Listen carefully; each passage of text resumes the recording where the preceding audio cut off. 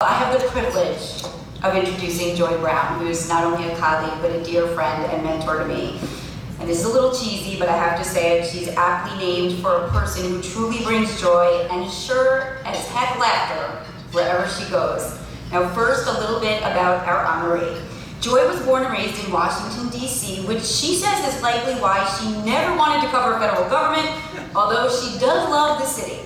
Her first job was, believe it or not, working for radio. I hadn't known that until you emailed us. Then went to print, working at the News and Observer in North Carolina, then to the Chicago Tribune and ultimately Newsday, where she's been reporter, editor, administrator, editorial writer, columnist, and more recently, Newsday Live facilitator and Newsday TV commentator. Joye is married to Mark, and they have a daughter, Catherine, and son, Joshua, and Catherine is here with Joye tonight. Joye is the type of journalist I and so many others strive to emulate. Something I still haven't quite figured out is, Joye, even people you've been most critical of are drawn to you. I've seen people who are on trial come up and chat with you in the courtroom. Now, usually the defendants avoid us like the plague, but not when it comes to Joye. And Joye, that's because you're real, you're relatable, you're tough, but you're honest. Joye sees what others don't and crafts the best pieces of writing out of moments that other eyes miss, as several of your colleagues noted. I figured the best way to do this was to talk to those journalists who know you best.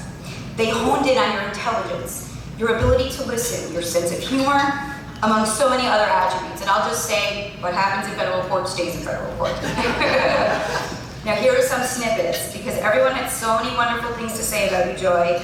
I had to do what every journalist hates and chop it all down. Quote, Joye manages to cut through the mumbo-jumbo of the debate and give readers a perspective on what makes the discussion important to their lives. That's from your dear friend, Frank Eltman, from the Associated Press. Joye is a Long Island institution. That's from Sandra Petty. She holds power accountable. That's from our boss, Pat Dolan.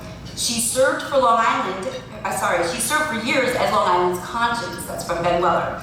A truly unique voice in local journalism. That's from Pat Dolan. In your nomination letter from Jack and Ben Joye, they wrote, Joye is a straight talker, no matter your position. In that letter, citing a colleague, they said, quote, whether you're the publisher of Newsday or a county executive, people do really reach out to Joye. She really does transcend her job title. Newsday publisher Debbie Credit shared this anecdote that she says sums up Joye. Joye always follows the money, particularly when it pertains to the county budgets, where her reporting always shines, and here's an example. Nassau County's charter says budgets should be balanced, with revenues matching expenditures. But particularly in the 1990s, that didn't always happen. One year, then Nassau County Executive Thomas Pilata, meeting with a group of Newsday writers, asked his budget director to place a copy of his proposed budget on a conference table. It was an intimidating stack of computer printouts, almost a foot deep. One writer, yes, it was Joye, flipped that monster over to look at the last line, which showed that proposed expenses far exceeded proposed revenues. Longtime Long Island AP journalist Frank Eltman says the one attribute that sets Joye apart from many other journalists is perspective. Quote, the thing about Joye that I selfishly love as a fellow journalist is that she is free and easy to share that perspective with her colleagues right on the spot. I can remember standing outside a courtroom after an afternoon of testimony, and she will just come forward with interesting angles that other journalists might not have considered. She'll say, did you hear what that witness said, such and such? She will ask, and then that turned the whole thinking of the jury on this case. You can see it in the jurors' faces. And the thing of it is, she's always right. Sandra Petty says, when people find out I work at Newsday, their first question almost always is, do you know Joye Brown? The second question is she really like her columns? My answer is always the same, yes and yes. I recently spoke to a PR person, who will remain anonymous, who said this, people are afraid to get a call from Joye because she's going to write what's true.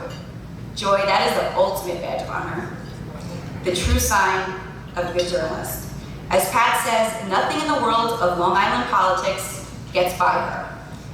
Compassion can be easy to forget in this business, and Sandra said, just today I was talking to a man who went through a very public, personal ordeal.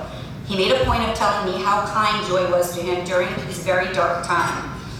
I'd like to close with my favorite thing about Joye, which Sandra says best. She is passionate about journalism and about mentoring younger journalists. I can attest to that. As a new reporter years ago, I asked Joye for advice. She wrote to me, "Be where everyone isn't." The best advice, with the exception of tonight, because we want you right here with all of us. Congratulations and welcome to the Long Island Journalism Hall of Fame. I was going to stand in the middle and just scream. Kath, my daughter, knows that well. First off, I want to thank everyone, and I also want to tell you how extraordinarily happy I am to be here and to be with this group of Hall of Famers. Brian, Drew, and Chris. The other thing I should tell you, if I'm being brutally honest, normally I shoot from the hip, but I'm going to try not to do that today, because that can be a little scary. For you, not for me. When I first was going through interviews to be in the business, I would get a couple of questions asked to me.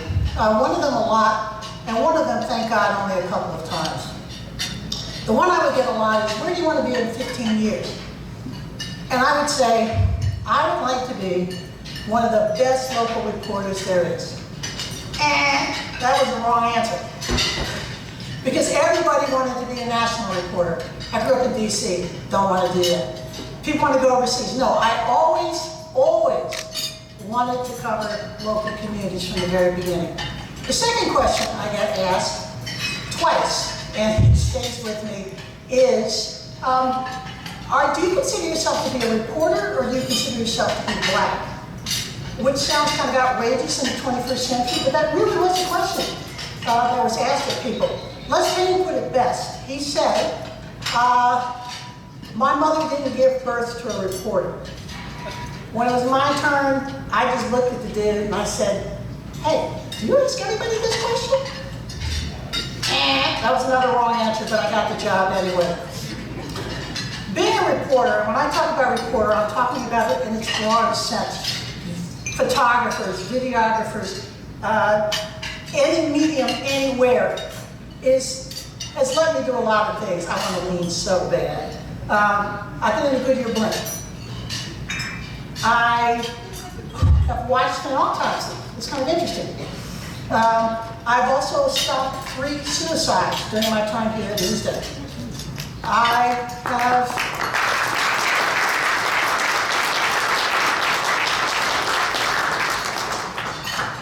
I surprised myself one summer. You all might remember this. We had a lot of murders, a lot of different murders, young men in different communities.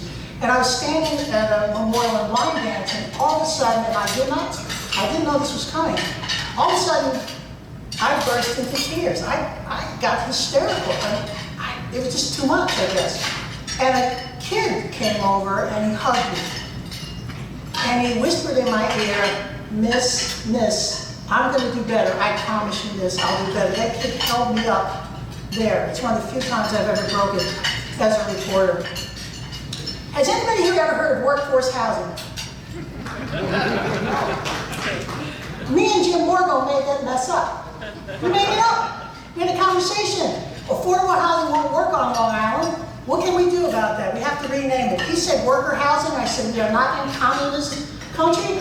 How about workforce housing? Okay, that's where that came from. Nassau University Medical Center. Tom Delano wanted to give it away.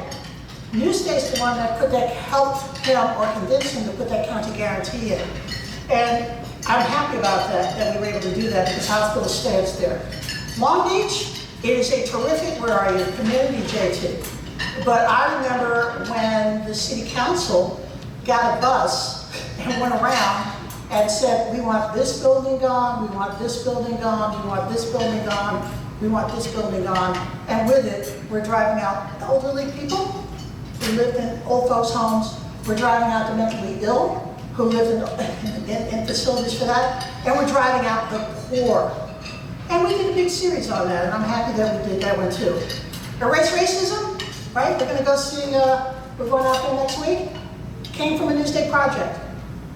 And every time I go to Duck Stadium, I enjoy myself, but it used to be the site of blocks and blocks and blocks of sordid, disgusting tenement housing owned by the biggest landlord on Long Island. So when I look out, I see all of these things.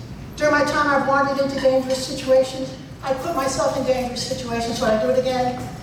Catherine, plug your ears. Yes. Yes, I would. And all of this because I think that great local reporting, to me at least, is fearless. It has impact. It makes demands on an audience. It seeks changes, sometimes small ones, and sometimes things like workforce housing that can last for decades. Where are my high school journalists at? You back there? I started when I was in high school. This is the part where I'm supposed to tell the young people what you should do, right?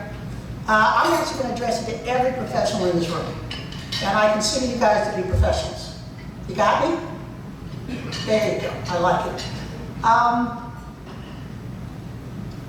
Long Island is the most fascinating place I've ever worked, and it deserves engaged, energized coverage. Cecilia got me when she said what my advice to her was, which is to be where everyone isn't. She asked me to write something down. I gave it back to her. She got mad at me. She said, well, Joy, if you didn't want to write anything down, you shouldn't have taken a notebook. And I said, no, but I did. I did. Be where everyone isn't. I was coming in, what was it, press conference at a propane explosion.